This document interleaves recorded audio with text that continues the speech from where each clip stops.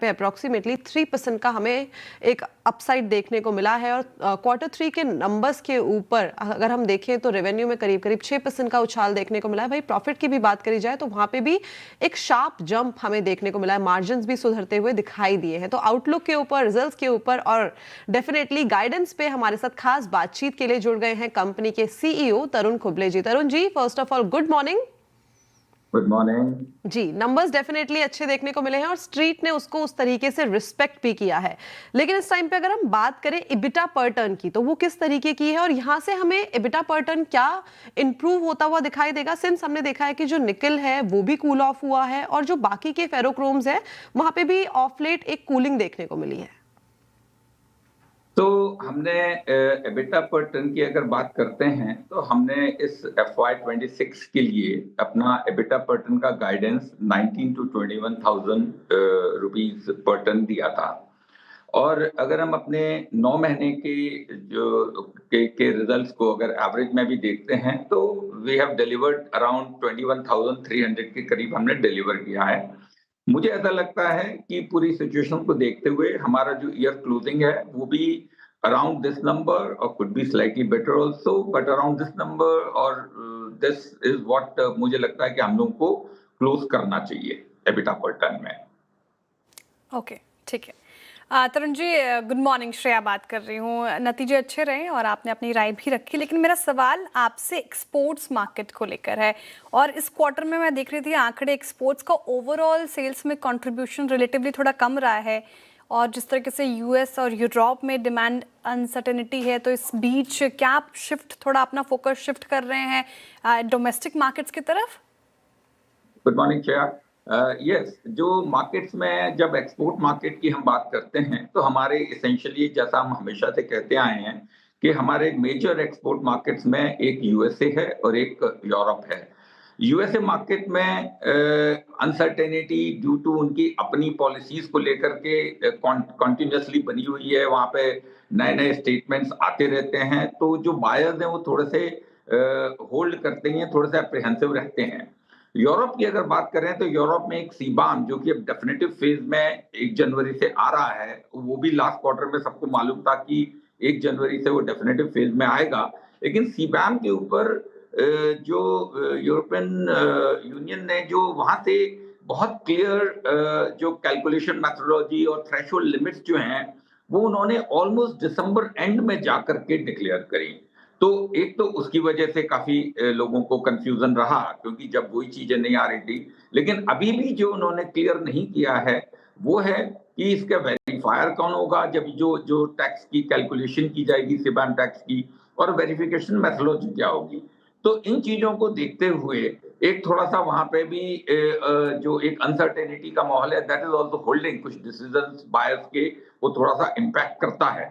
जहाँ तक हमारी बात है, हमने पहले भी कहा कि हम एसेंशियली तो हम डोमेस्टिक मार्केट पर फोकस करते हैं और इसीलिए अगर आप देखेंगे हम अपनी जो ग्रोथ के जो हमने अपने वॉल्यूम इंक्रीज के जो भी जो भी गाइडलाइंस दिए थे वो हम पूरा कर रहे हैं। और एक्सपोर्ट में हमारे नंबर्स परसेंटेज टर्म्स में नीचे आए हैं, बट हमारे ओवरऑल ग्रोथ नंबर्स कंटिन्यूअसली जो हमने गाइडेंस दी थी वो है।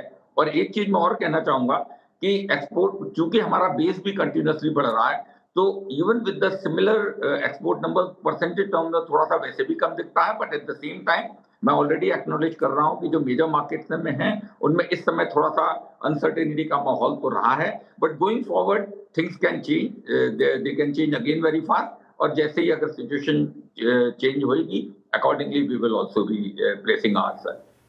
ओके, तो वॉल्यूम ग्रोथ इंटैक्ट है और इनफैक्ट एक्सपोर्ट्स की जैसे आपने बात की इस क्वार्टर में 5% की देखने को मिली है। लेकिन अगर ओवरऑल पिक्चर को देखा जाए तो इस टाइम पे चीजें ठीक दिखाई दे रही है। अगर इस टाइम पे हम बात करें स्टील प्राइस हाइक की, तो कोई ऐसा चेंज हमें देखने को मिला है और इंटरनेशनल प्राइसेस को किस तरीके से देख रहे हैं इन quarter 4? Along with that quarter on quarter basis में जो एवरेज रियलाइजेशन है वो हमें बेटर होते हुए दिखाई दे सकते हैं?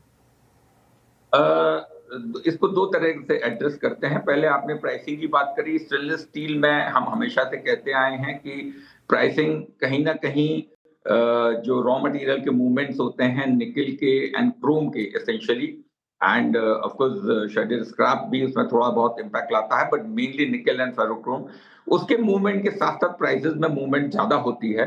और यही वजह रही है कि क्वार्टर 3 में निकल में लोअर साइड में था, लेकिन यस अभी निकल थोड़ा ऊपर साइड में गया है, तो प्राइसिंग में अकॉर्डिंगली मूवमेंट्स हुए हैं। एंड नॉर्मली थोड़े से लैग के साथ ये जो मूवमेंट होते हैं रॉ मटेरियल के वो हम पास ऑन करते हैं, और ये जो ट्रेंड है मूवमेंट का वो इंटरनेशनली भी सिमिलर है, क्योंकि जैसे ही मूव होता है तो स्टेनलेस स्टील ग्लोबली भी सेम वे में रिस्पॉन्ड कर रही है रॉ मटेरियल के प्राइसिंग के मूवमेंट को लेकर के। जहां तक रियलाइजेशन की बात है वो थोड़ा बहुत हमारे प्रोडक्ट मिक्स के ऊपर भी वेरी करता है। जैसे हमने क्वार्टर 3 में अगर देखें तो हमारा 300 सीरीज का जो प्रोडक्ट मिक्स में जो जो परसेंटेज था वो थोड़ा सा कम हुआ, 200 सीरीज बढ़ा, बट वो उसका भी मार्जिनल इम्पैक्ट आते हैं। लेकिन जहां तक प्राइसिंग की बात है, it is as I explain वो उस तरीके से ज्यादा मूव करती है, और करंटली ग्लोबली प्राइसेस ऊपर बिकॉज ऑफ निकल के ऊपर जाने से और क्रोम के भी थोड़े बहुत ऊपर जाने से थोड़ा सा अपवर्ड मूवमेंट है। ओके, तो इस प्राइस वोलेटिलिटी को आप ऐसे अप्रोच कर रहे हैं तरुण जी। आगे चल के आने वाले क्वार्टर्स और फाइनेंशियल ईयर 26-27 के लिए गाइडेंस क्या रहेगी सर आपकी? तो अभी हमने गाइडेंस का जहां तक सवाल है, बिकॉज अभी तो हम अपने जो FY26 के हमने दिए थे उनके ऊपर वी आर स्टिकिंग। 27 की गाइडेंस के लिए थोड़ा सा और इंतजार कीजिए, we are working on it, क्योंकि इतने अनसर्टेनिटी सब जगह चल रही है। एंड वेरी सून जब हम नेक्स्ट कॉल में आपके साथ आएंगे तो हम आपको FY27 की गाइडेंस भी प्रोवाइड करेंगे। एक क्विकली मैं एक सवाल पूछना चाहूंगी महाराष्ट्र के ऊपर, जो आपने केपेक्स का प्रपोजल दिया था दैट इज अराउंड 40,000 करोड़, उसके ऊपर क्या अपडेट है? तो महाराष्ट्र के ऊपर जैसा हमने बोला था कि महाराष्ट्र को हम जो देख रहे हैं वो एक ग्रीन फील्ड प्रोजेक्ट काफी बड़ा जो हमारा लगाने का प्लान है, क्योंकि जिंदल स्टेनलेस की जो नेक्स्ट फेज ऑफ ग्रोथ है लॉन्ग टर्म, वो हम महाराष्ट्र में उस जर्नी को देख रहे हैं, और उसी के हिसाब से हमने वहां पे पूरा वो इन्वेस्टमेंट प्लान किया है over a period of time. तो किसी भी ग्रीन फील्ड को लगाने के लिए जो सबसे पहले जो स्टेप्स लेने पड़ते हैं, जिसमें लैंड एक्विजिशन भी है, अदर अप्रूवल्स की भी जरूरत पड़ती है, तो उनके ऊपर काम चालू है। लैंड के ऊपर भी धीरे धीरे प्रोग्रेस आ रही है, क्योंकि समहाउ हिंदुस्तान में ग्रीन फील्ड लगाने में थोड़ा सा स्लो प्रोसेस तो होता है, ये मेरे ख्याल से आप लोग भी इस बात को समझते हैं, बट मूवमेंट हो रहा है, और बहुत जल्दी ही मेरे ख्याल से एक क्वार्टर या 2 क्वार्टर के अंदर हम अपने डेफिनेटिव प्लान्स के साथ आपके पास आएंगे।